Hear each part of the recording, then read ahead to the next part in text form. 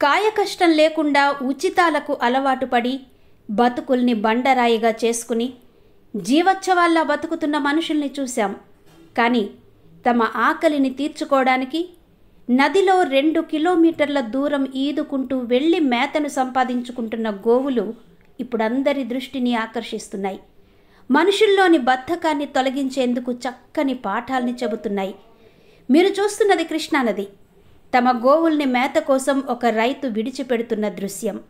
కొబ్బరికాయ కొట్టి గంగమ్మ తల్లికి పూజ చేసిన తర్వాత ఈ రైతు తన ఆవులను మేత కోసం కృష్ణానది మీదుగా నడిపిస్తున్న అపురూప దృశ్యమే కాదు, అద్భుత కావ్యం.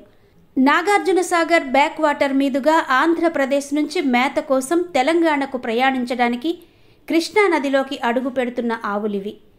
నడిచి వెళ్లాలంటే అవతలి తీరం 100 కిలోమీటర్ల దూరం. కానీ నదిలో ఈత కొడుతూ వెళ్తే కేవలం 2 కిలోమీటర్ల దూరం మాత్రమే. ఈ విధంగా నీటి మార్గాన్ని తమకు తాము ఆవులు ఏర్పాటు చేసుకున్నాయి. ఈ మార్గం తమకు అనువైనదిగా ఈ ఆవులు ఎంచుకున్నాయి. ఎన్నో ఏళ్ల నుంచి ఈ ఆవులు ఈ దారినే అనుసరిస్తున్నాయి.